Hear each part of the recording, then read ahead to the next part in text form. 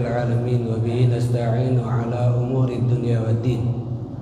Allahumma salli wa sallim ala sayyidina Muhammadin salatan taftahu lana biha futuhal arifin wa tufaqihuna biha fid din wa tarzuqna biha al-ikhlasa wal yaqin wa taj'aluna biha minal abrar wa siddiqin wa ala alihi wa sahbihi ajma'in. Allahumma ya man maqalidul khairi kulluha biyadihi wa ilaihi yarji'ul amru kulluhu ya fattahu ya alim ya fattahu ya alim ya fattahu ya alim iftah alaina fathan qariban ya arhamar rahimin. Subhanaka la ilma lana illa ma 'allamtana innaka antal alimul hakim wa tub alaina innaka antat tawwabur rahim. Amma ba'd. Alhamdulillah, Ma'asyiral hadirin rahimakumullah. Melanjutkan daripada pembacaan kitab Hadis Bulughul Maram yang disusun oleh Al-Imam Ibnu Hajar Al-Asqalani rahimahullah ta'ala. Kita masih membaca hadis Nabi Muhammad sallallahu alaihi wasallam yang berkaitan dengan permasalahan al-libas, dengan permasalahan pakaian. Hadis yang pertama yang akan kita baca dan kita kaji pada pertemuan di malam hari ini, An Umar radhiyallahu anhu qala naha Rasulullah sallallahu alaihi wasallam an lubsil hariri illa mawdi'a isbu'aini aw thalathin aw arba'in, muttafaqun alaihi wal lafdhu li muslimin. Dari seorang sahabat Nabi yang bernama Umar bin Khattab radhiyallahu anhu, Sayyidina Umar berkata, naha Rasulullah, telah melarang Rasulullah sallallahu alaihi wasallam an lubsil harir, dari memakai pakaian yang terbuat dari sutra, illa, kecuali maudhi'a isbu'ain, tempat dua jari, au thalathin atau tiga jari, au arba'in atau empat jari. Muttafaqun alaih, hadits riwayat Bukhari dan Muslim. Wal lafdhu li muslimin, dan lafaz milik Imam Muslim. Hadis ini menjelaskan tentang Nabi Muhammad sallallahu alaihi wasallam telah melarang seorang laki-laki untuk memakai pakaian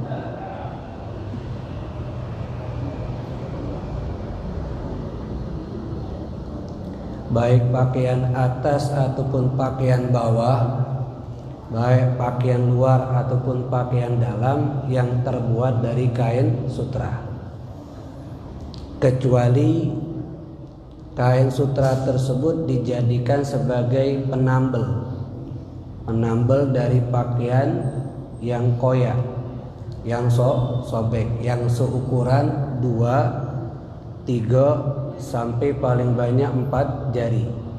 Jadi kalau sobeknya 4 jari, itu ditutupi, ditambal dengan kain yang terbuat dari sutra, maka tidak menjadi satu permasalahan, hukumnya diperbolehkan. Dari hadis ini juga para ulama mengambil satu hukum, boleh seorang laki-laki itu memakai pakaian yang kainnya itu campuran, ada kain biasanya dan ada kain sutranya. Diperbolehkan selama jumlah kain yang bukan sutranya lebih mendominan, lebih banyak daripada kain sutranya. Karena dilarang bagi seorang laki-laki sudah secara mutlak untuk memakai kain sutra. Ini hanya satu kesempatan atau satu keringanan yang diberikan oleh syariat bagi orang laki-laki, mereka boleh menggunakan kain sutra. Pertama, kalau sebagai penambal dari pakaian dia yang sobek, yang ukurannya tidak lebih dari 4 jari. Atau yang kedua, campuran antara kain tersebut, yang jumlah kain biasanya lebih banyak daripada kain sutranya. Jadi ini satu lebih penegasan dari hadis yang di pertemuan lalu sudah kita bahas.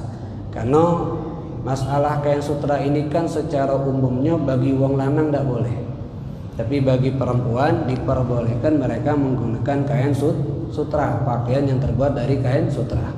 Tapi ada keringanan-keringanan atau kesempatan yang diberikan oleh syariat kepada orang laki-laki dalam menggunakan pakaian sutra. Yang pertama tadi, kalau digunakan untuk nambal pakaian yang sobek.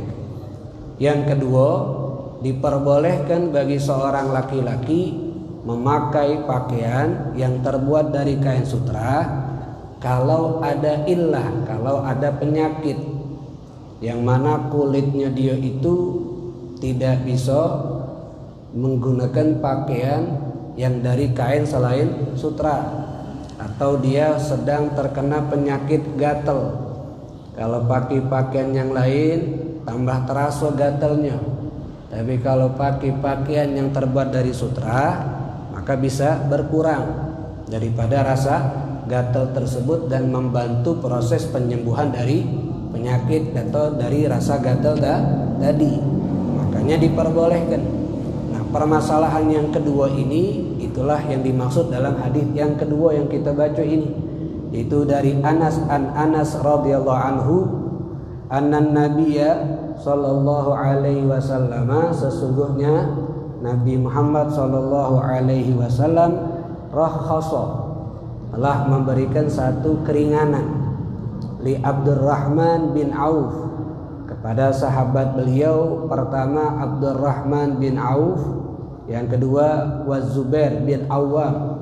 Itu Zubair bin Awam fi qamisil harir, di dalam memakai komis yang terbuat dari sutra. Kenapa Nabi berikan keringanan kepada dua orang sahabat ini? Fi safarin, di dalam satu pergian, min hakkatin, karena penyakit kulit atau gatal, kanat bihimah, yang ada di dalam tubuh dua orang sahabat tadi. Jadi karena mereka sedang terkena ujian, yaitu gatal di tubuhnya, yang dengan kain sutra tadi membantu untuk meringankan rasa gatalnya, memudahkan proses penyembuhan, maka diringankan oleh Nabi. Dari hadis ini yang dijadikan dasaran oleh ulama, boleh wong lanang pakai sutra kalau memang ada penyakit kulit terutama, yang kalau pakai kain biasa itu mungkin tambah parah atau lama sembuhnya. Tapi kalau pakai sutra mungkin terbantu dalam proses penyembuhannya, maka itu diperbolehkan. Dua orang sahabat, Abdurrahman bin Auf dan Zubair bin Awam. Dua orang sahabat ini sahabat yang masuk Islam karena dakwahnya Sayyidina Abu Bakar. Dua orang ini sebab masuk Islamnya itu karena dakwah, karena ajakan Sayyidina Abu Bakar As-Siddiq, dan mereka menyambut ajakan daripada Sayyidina Abu Bakar, sehingga mereka berdua ini masuk ke dalam agama Islam. Yang pertama Abdurrahman bin Auf. Abdurrahman bin Auf ini beliau punya nasab, kalau disambungkan terus bersambung kepada nasabnya Nabi, tapi bertemu dengan nasabnya Nabi di Kilab bin Murrah. Kilab bin Murrah, karena dia punya nasab sampai ke Zuhra bin Kilab. Jadi bertemunya di dalam kakek yang bernama Kilab bin Murrah. Beliau juga seorang suku Quraisy. Namanya Abdurrahman ini sebelum masuk ke dalam agama Islam, namanya adalah Abdu Amr. Dalam riwayat namanya adalah Abdul Ka'bah, sehingga diganti oleh Nabi namanya menjadi Abdurrahman. Dari sinilah boleh seseorang itu menggunakan nama diawali dengan kata Abdun kalau setelahnya disandarkan dengan salah satu daripada nama Allah. Karena kalimat Abdun itu layak disandarkan kepada Allah. Abdullah, Abdurrahman, Abdurrahim, Abdul Malik dan seterusnya. Tapi kalau Abdun itu disandarkan kepada makhluk, maka itu tidak diperbolehkan. Abdu Amr, budaknya Amr. Abdul Ka'bah, budaknya Ka'bah, hambanya Ka'bah. Nabi tidak suka, akhirnya diganti jadi Abdurrahman. Nah, sahabat dia sebelum masuk Islam, Abdurrahman bin Auf ini dekat dengan Umayyah bin Khalaf.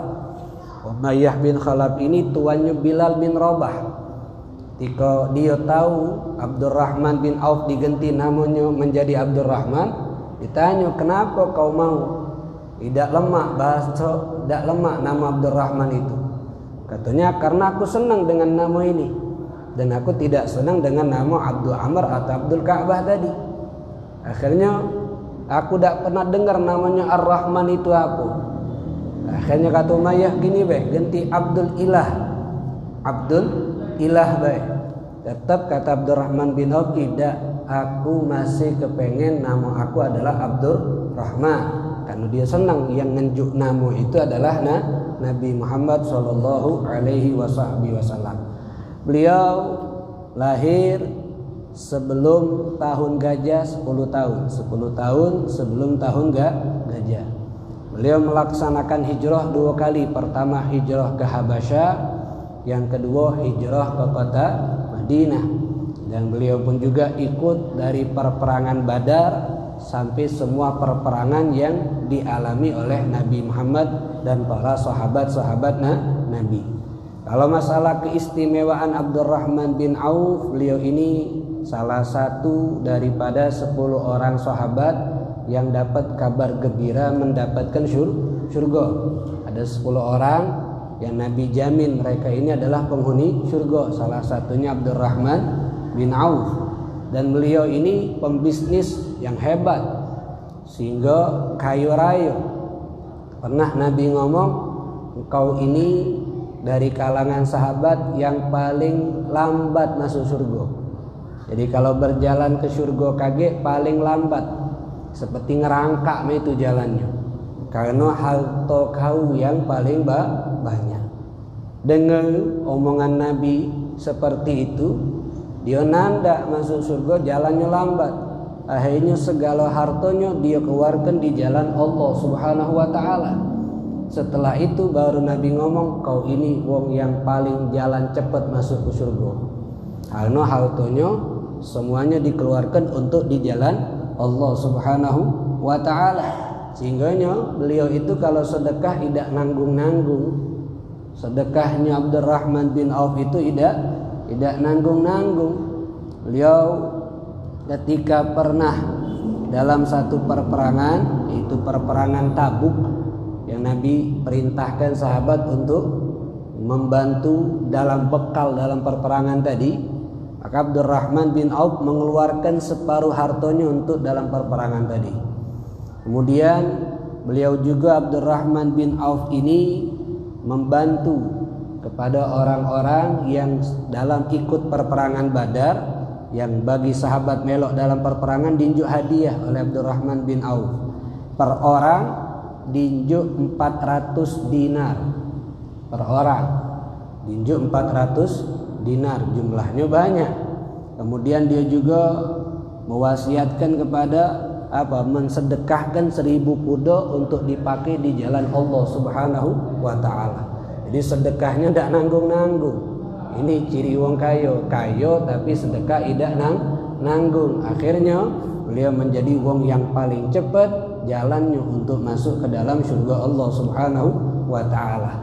Jadi ada 2 sifat wong kayo yang hobi sedekah dengan jumlah yang banyak, ikhlas karena Allah, ini paling cepat masuk surga.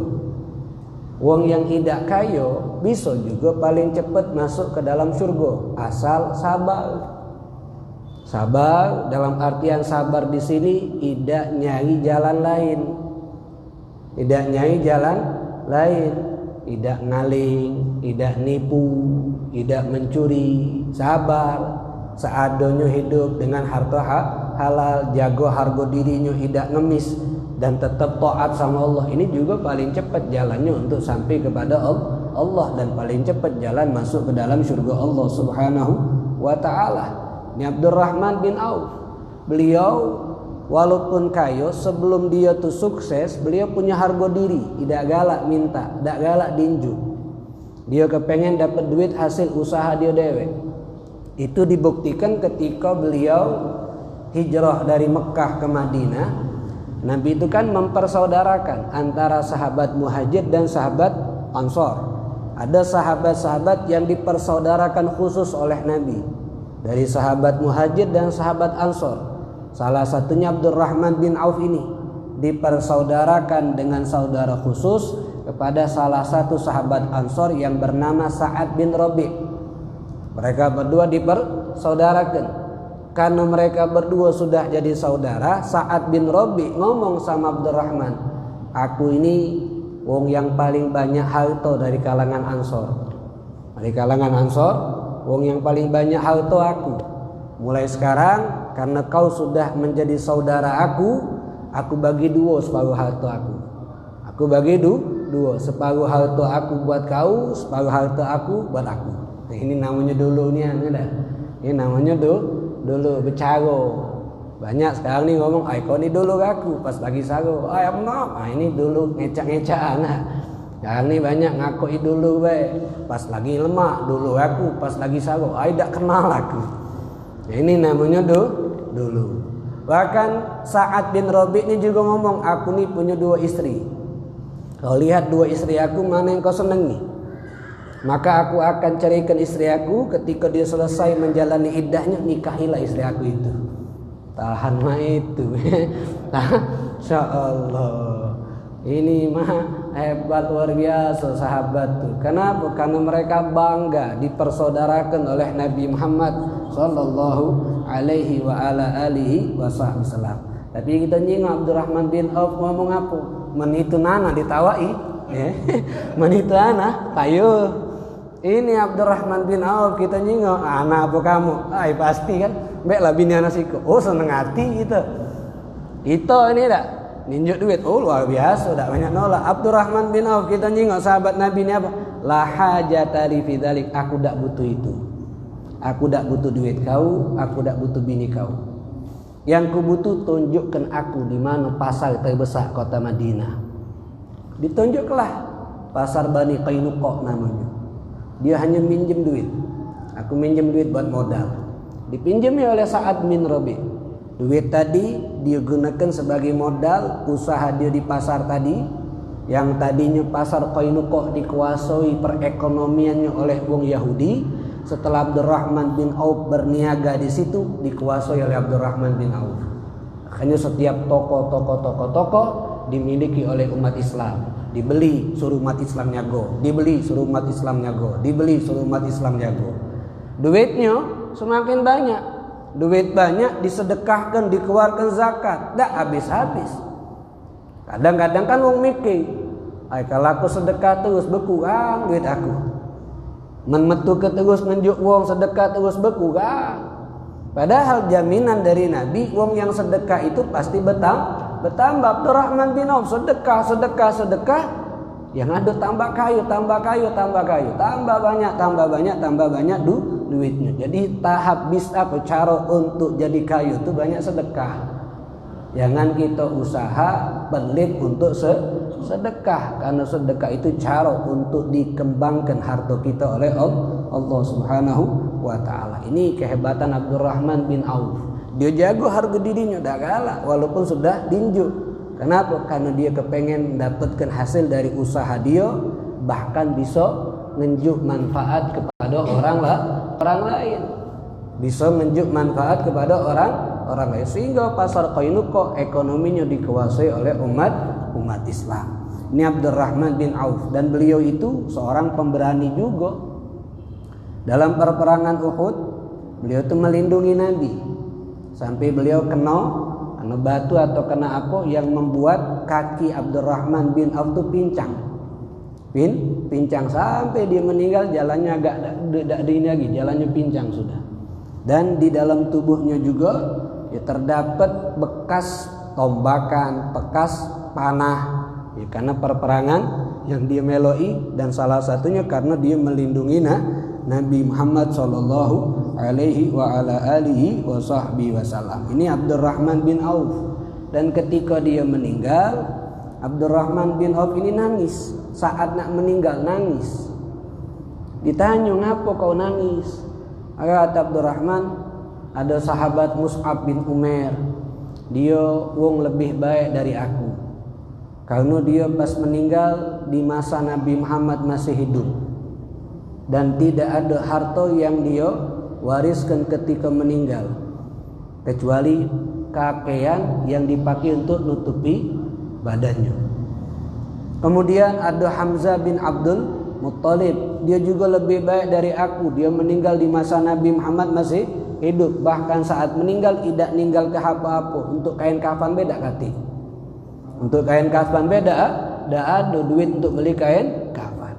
Sedangkan aku ni paling takut. Takutnya apa? Aku diinjuk kesenangan di pucuk dunia dengan harta yang banyak ini, tapi aku tertahan kaget dari sahabat-sahabatku untuk kumpul lagi bersama mereka karena harta aku yang banyak.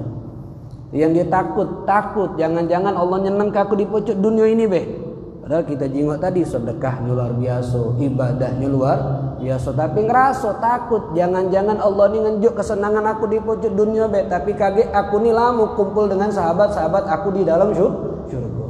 Ini bagaimana mereka tuh punya rasa takut yang besar kepada Allah Subhanahu wa taala, tidak merasa cukup, tidak merasa puas, dan bahkan tidak merasa bakal menjadi penghuni syurga. Padahal Nabi menjamin dia ini adalah salah satu dari 10 orang yang bakal masuk dalam syurga. Itu pertama, Abdurrahman bin Auf. Yang kedua, Zubair bin Awam dalam hadis ini, yang juga masuk Islam sebab dakwahnya Nabi.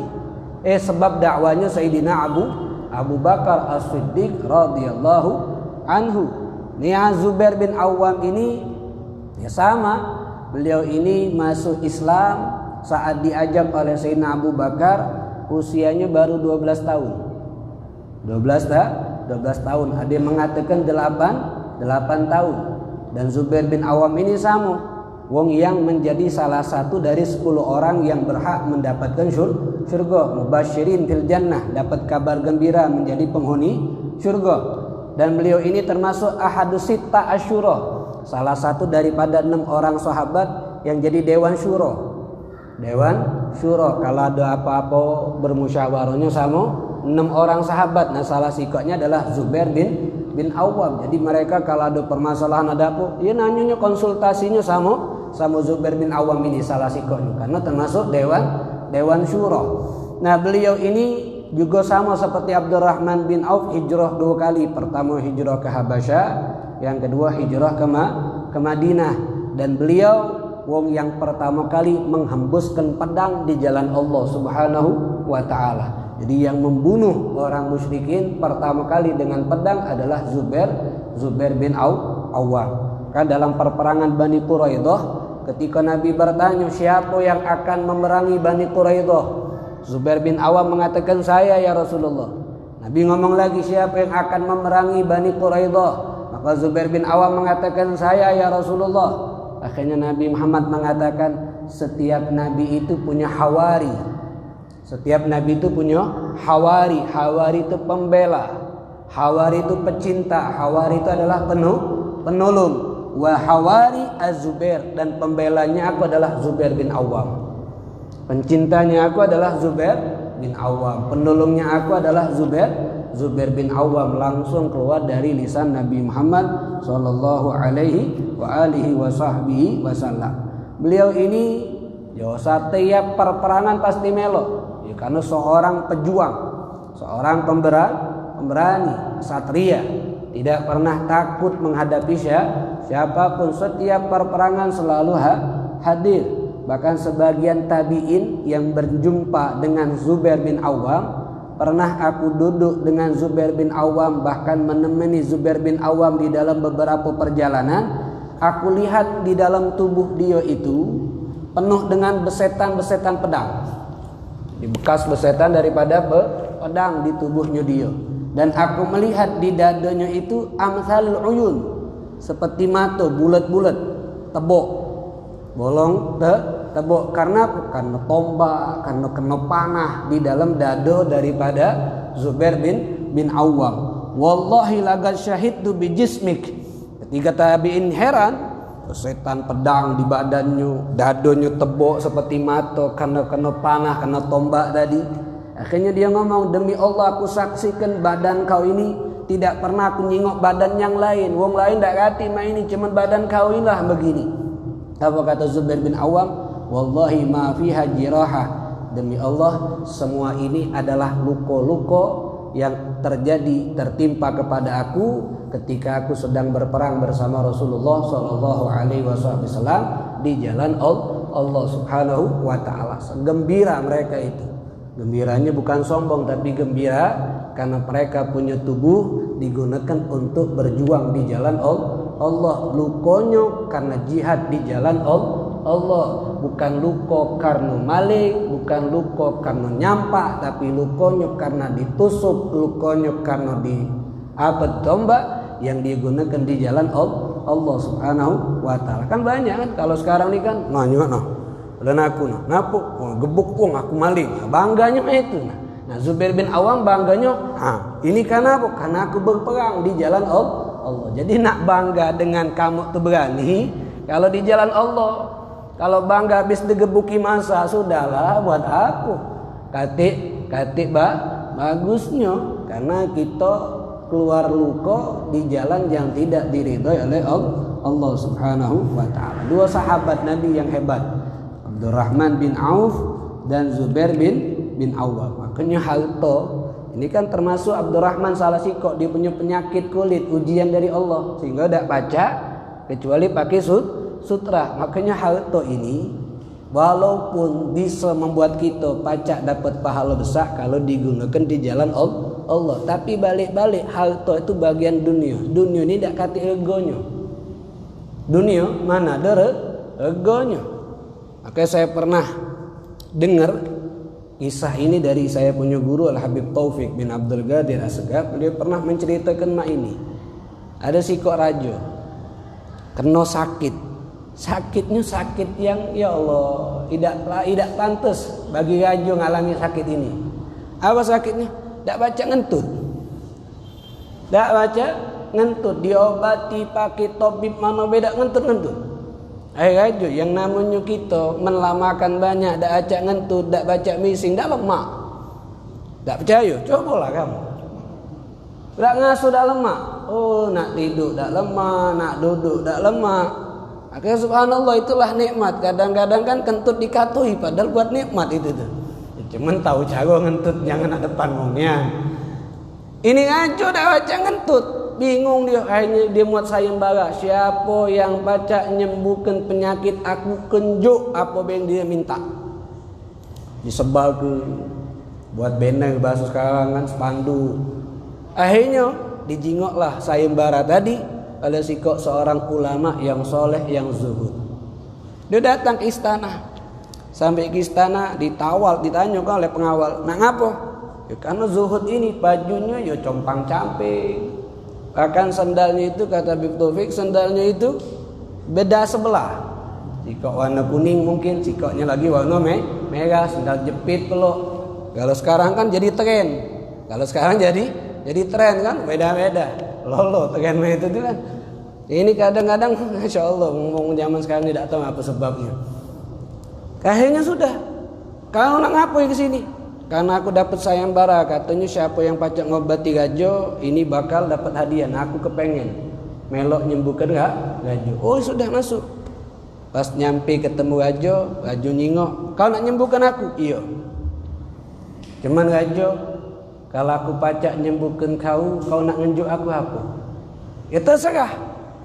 Kau nak minta apa we kunjuk. Yang penting dengan sebab kau aku bisa sembuh. Baik raja, permintaan aku sikok. Aku jadi raja, kau jadi rakyat. Kalau aku baca, menyembuhkan kau, aku yang jadi raja, kau yang jadi rakyat biasa cak aku. Raja ngomong apa? Jangan, kau jadi wakil aku be. Aku tetap jadi raja. Ida galak. Ya sudah kata raja mak ini be, kau jadi raja, aku jadi wakil kau. Ida galak. Ya sudah, karena aku mikir kesehatan aku untuk bisa hidup di pucuk dunia ini, biarlah kau jadi raja, aku jadi rakyat. Kalau sebab kau aku pacak sembuh. Baik raja, setuju ya? Mana saksinya? Nah, wong-wong hadir ini saksikan kalau aku pacak nyembuh ke raja, dia jadi rakyat, aku jadi raja. Yo tanya, sudah. Dia mbek banyu minum, dibacakan doa. Selesai dibacakan doa, nah minum raja. Pas raja tadi minum yang sudah didoakan oleh wong soleh ini, langsung perutnya mules. Langsung perutnya mules dan langsung bunyi kentutnya hebat nian, bahkan metu seisinya juga. Senang raja tadi. Senang, dan raja ini termasuk wong yang nepati janji. Bukan ingkar janji. Beda mau zaman sekarang ya. Pemimpin kita ni tak tahu apa dia. Ini nepati janji, akhirnya jadi raja. Ya sudah, kau sekarang jadi raja. Kau sekarang jadi raja. Bedem itu yang di istana tuh pas raja ngentut, ya mereka nutup hidung enggak loh. Bau. Jadi bahasanya nak raja mengentut bau tulah. Iya tak katik beda nak raja, nak rakyat, wong kaya, wong miskin mengentut bau tulah. Isinya pas metu sama galo. Tak katik beda wong raja isinya emas mana ada sama baik. Kenapa? Karena kita ni manusia tak katik nilainya badan kita kalau tak isi dengan takwa kepada Allah Subhanahu wa taala. Akhirnya sudah kau jadi raja. Aku jadi rakyat karena sebab kau pacak nyembuhkan aku. Kata wong soleh tadi apa? Nanda, biarlah kau jadi raja. Nah kan tadi kau minta kalau kau pacak nyembuhkan aku, kau jadi raja. Aku sudah penuhi, silakan kau jadi raja, aku jadi rakyat.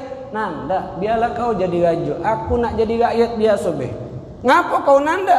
Ya aku nanda, kalau aku jadi raja, alangkah murahnya harga diri aku. Ngapa? Raja kau ini, harta kau ini, harganya dengan kentut.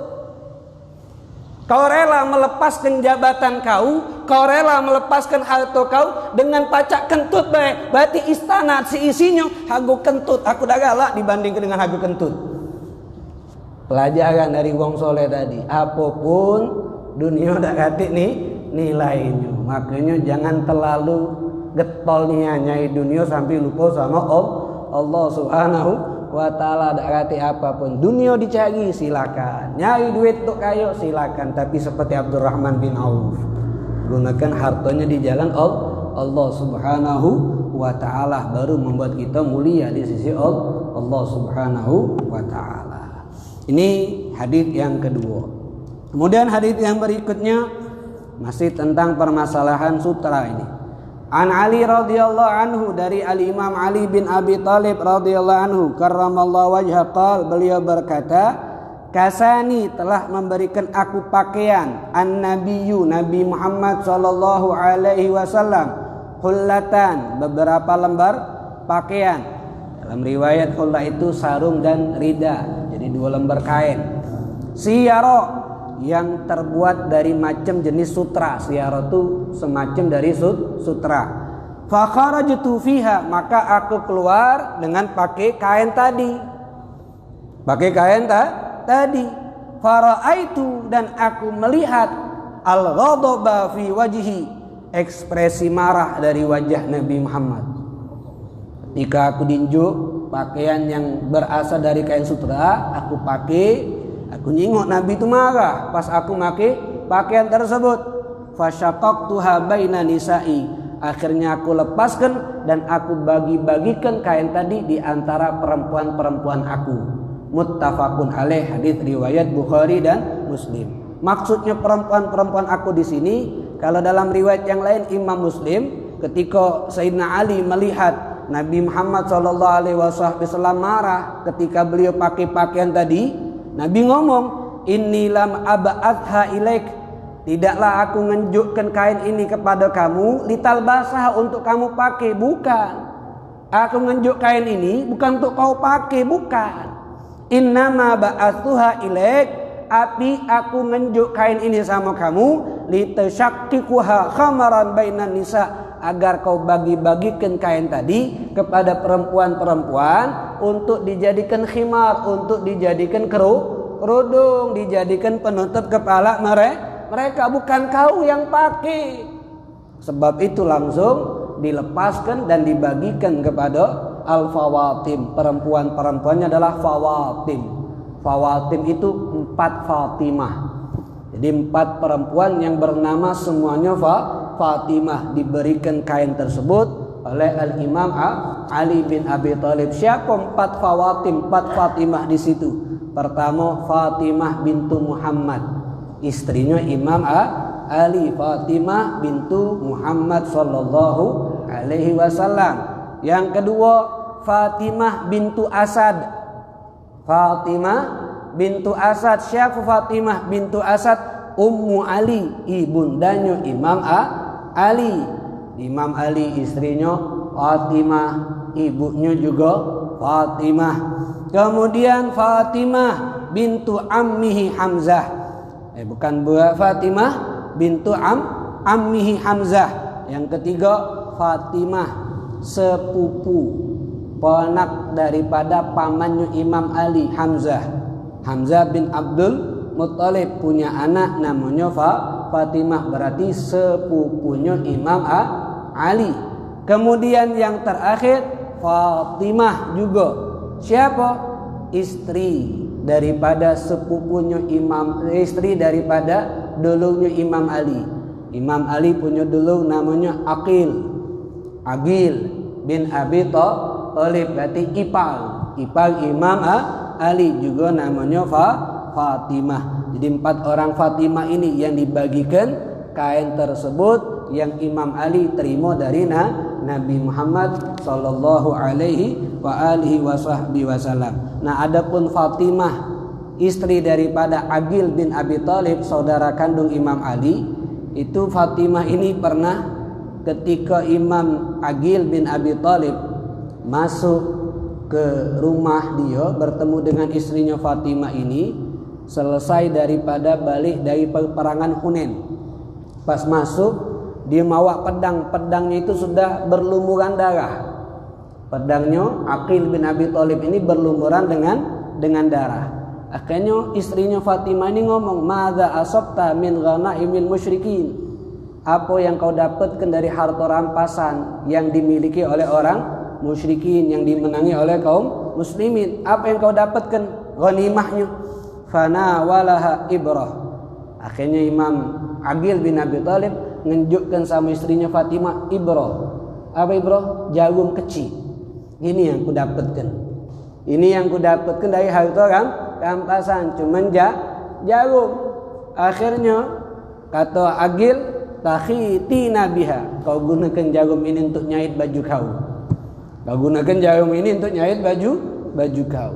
Saat Fatimah ini menerima jarum, Aqil bin Abi Thalib mendengar ada seruan dari Nabi Muhammad sallallahu alaihi wasallam, utusan dari Nabi, atu al-khiyat wal makhit. Berikanlah jerang, berikanlah benang dan benangnya, jarum dan benangnya. Akhirnya dimbek lagi jarum tadi oleh Aqil bin Abi Thalib dari istrinya dan diuntarkan, dimasukkan lagi ke harta rampasan. Tidak jadi ngembek harta rampasan.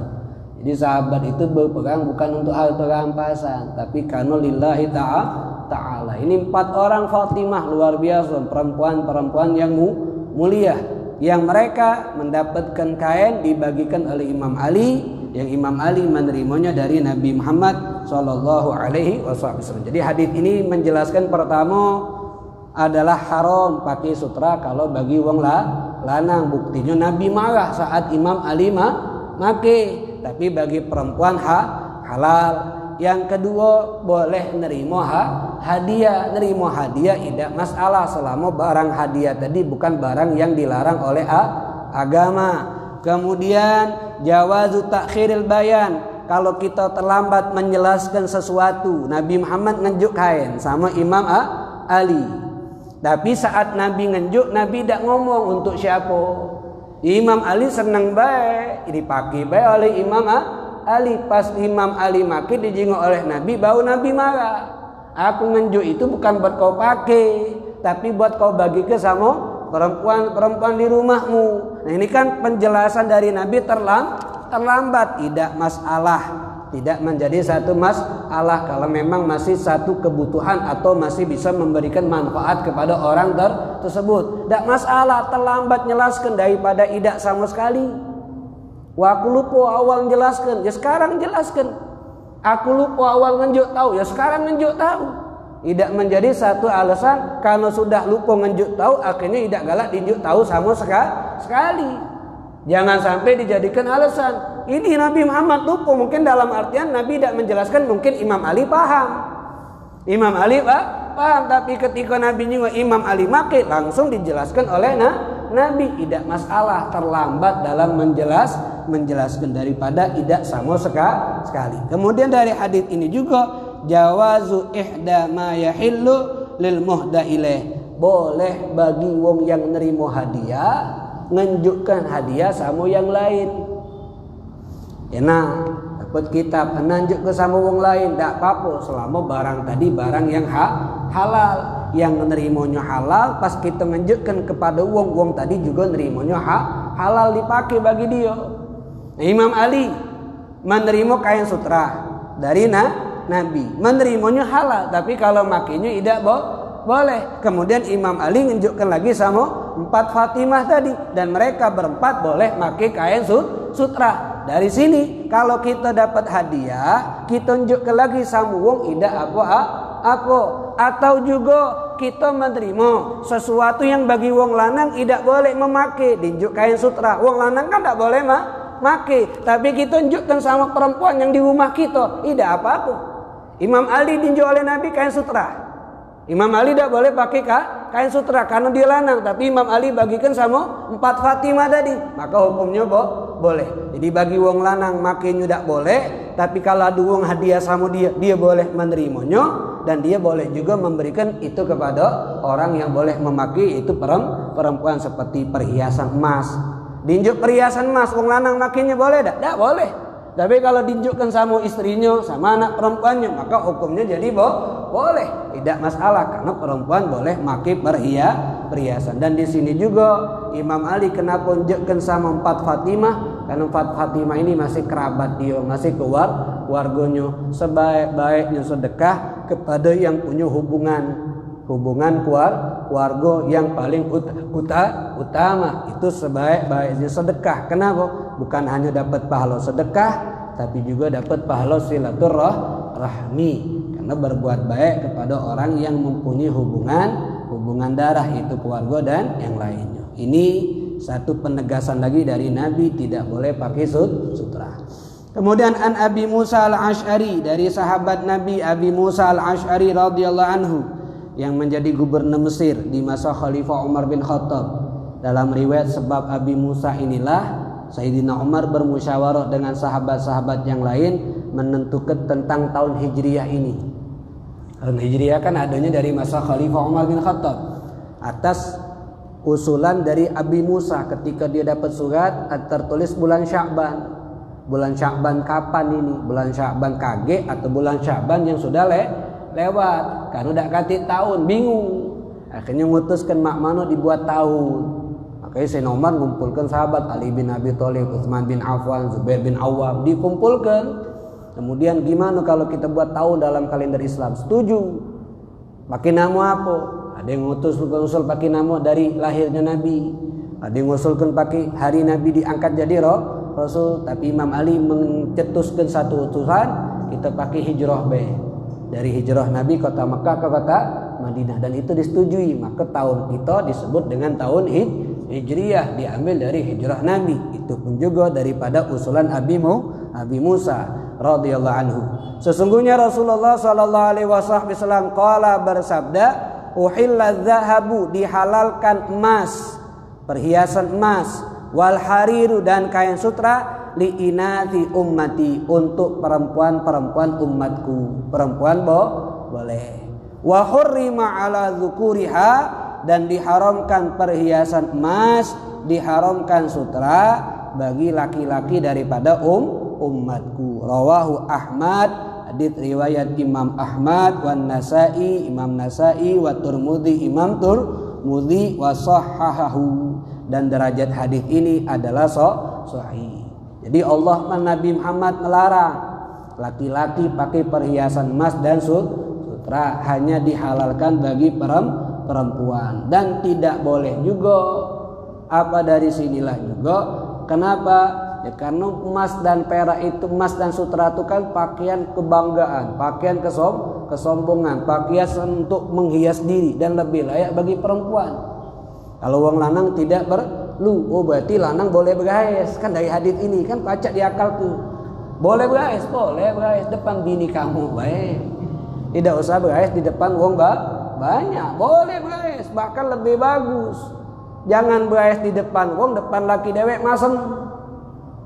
Bagi kondangan, masya Allah wangi nian, depan lakinya, masya Allah baunya. Itulah tadi buat akhirnya, ya, tidak nyaman. Itu ini maksud. Bergaes betina tuh kalau pacak bedandang setiap hari di rumah, tapi untuk wong yang mahram dia, wong yang halal memandangnya. Jangan kebalik. Untuk segala wong, masya Allah. Untuk lakinya dewek, innalillahi wa inna ilaihi raji'un. Jangan bergaes. Waktu sutra di rumah ada apa? Sekarang kebalik. Bergaesnya di luar, dalam rumah bergaes juga pakai daster koyak-koyak, bau tak tahu lagi. Ngapo? Di rumah juga. Laki aku kan imu apa adonyo. Nah, laki aku kan imu apa adonyo. Baca kalau alasan kamu nih, kaget laki kamu nganten lagi kan? Nah, itu laki. Masya Allah, innalillahi.